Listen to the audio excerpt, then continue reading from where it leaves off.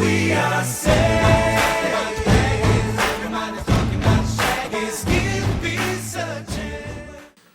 Que nós faremos para que Ele nos aceite? Que mudanças processaremos na nossa alma para que nós nos tornemos dignos de dizer que somos irmãos dele? Porque senão é uma mera convicção. Há que se considerar ainda que todas essas expressões de fé passam por distorções históricas que sabemos que passam. E aí eu não vou discorrer sobre isso, porque existem vários estudos, inclusive um livro que foi publicado recentemente pelo maior teólogo vivo do mundo, que é O que Jesus disse e o que Jesus não disse. Uma boa leitura para muitas pessoas. E aí eu fui para uma peça de Elisa Lucinda, ela é uma poetisa carioca, já fez peças na Rede Globo, novelas na Rede Globo, e ela disse uma coisa muito interessante que eu fiquei pensando, tem tudo a ver com a religião. Ela veio fazer uma peça e ela contou o seguinte, que um dia ela estava muito encantada porque ela começou a fazer sucesso, Caetano Veloso começou a elogiar ela, então ela começou a se sentir importante e entrar no meio das celebridades da cultura brasileira, e um dia a sobrinha dela chega, tia, eu fiz a prova da UFRJ hoje e tinha uma poesia sua. Ela disse, pronto, cheguei no auge. Minha poesia. Aí ela trouxe a prova, aí ela foi responder. Aí, quando ela respondeu sobre a poesia dela, a interpretação, a sobrinha disse, oxe, a senhora errou, tia. Eu disse, oxe, quer dizer que eu não sei o que é a minha poesia? Eu disse, eu acho que, será que Jesus seria cristão? Que Buda seria budista? Porque o que a gente faz depois? A gente interpreta de um jeito que às vezes não tem nada a ver com a sublimidade da mensagem que nos foi deixada. E aí tem uma passagem belíssima do Bhagavad Gita, que Arjuna pergunta para Krishna, Senhor Krishna, quando eu cultuo uma imagem que não é a tua, tu me atendes? E Krishna responde, sim, pois sei que é a mim que procuras. É como se eu fosse chegar assim, imagine, chega uma pessoa, eu vou fazer uma promessa para Santo Antônio para casar. Aí a pessoa pergunta, papai do céu, se eu fizer a promessa para Santo Antônio para casar, tu atendes? Minha filha, eu atendo, faço as unhas, escovo o cabelo, fico bonitinha, porque eu sei que é a mim que você procura. A fonte é a mesma, a fonte suprema é a mesma. As manifestações são muitas. E nessa própria imagem que a gente está vendo aqui, as muitas manifestações de Krishna. É o respeito de sabermos que em todas essas manifestações se encontra a mesma essência que é Deus. Mas existe hoje, dentro da sociedade, uma crise na percepção de fé que chamaríamos, antropologicamente falando, de crise conversão versus adesão. E não é a conversão no sentido que se foi colocado simplista hoje em dia, de adesão a um tipo de fé e achar que isso é o dono da verdade.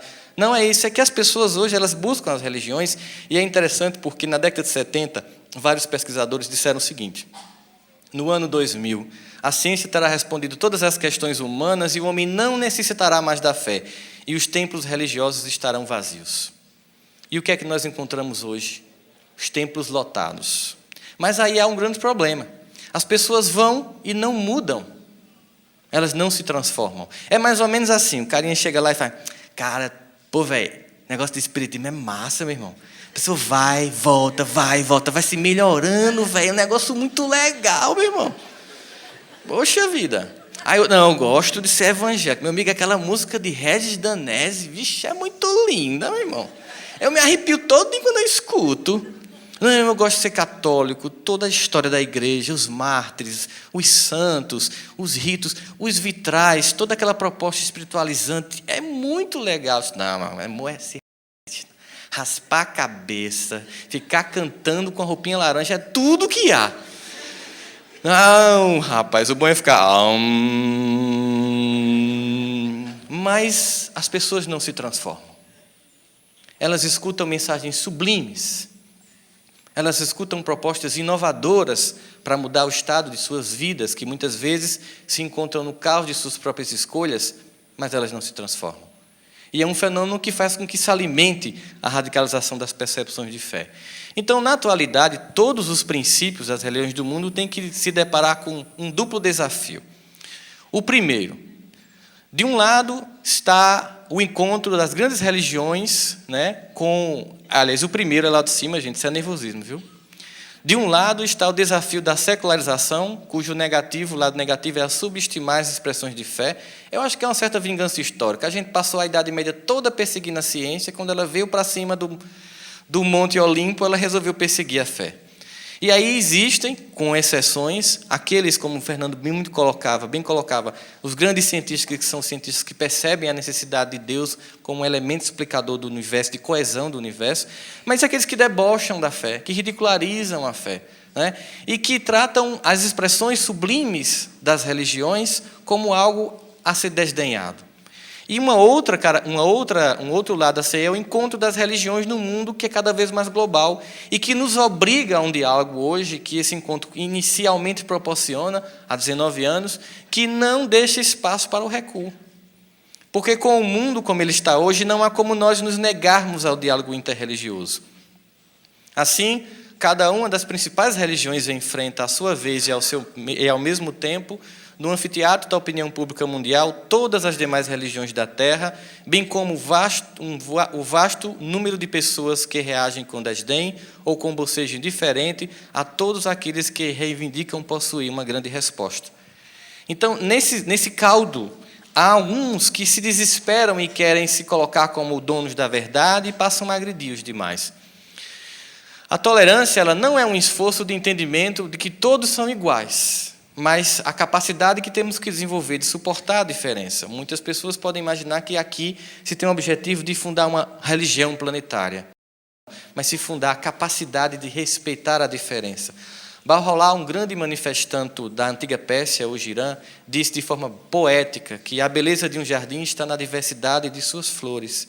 É exatamente na conjunção dessa diversidade que construímos um projeto de fraternidade onde o encontro com a diferença nos proporcionará algo de grandioso.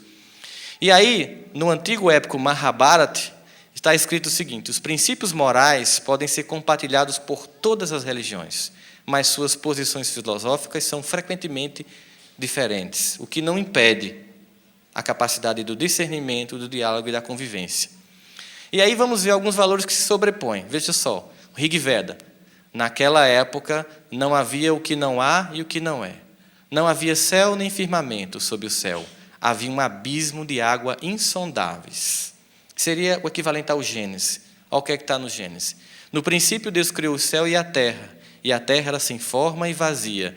E havia trevas sobre a face do abismo. O Espírito de Deus se movia sobre a face das águas. Lembrando que o Rig Veda foi escrito 3.500 anos antes da Gênesis. Olha outra sobreposição de verdades. Todos nós carregamos o Atman dentro de nós, uma centelha divina que está dentro de todas as coisas vivas. Somos feitos à imagem e semelhança de Deus. O Dharma eterno, a natureza de Buda, é inerente a todos.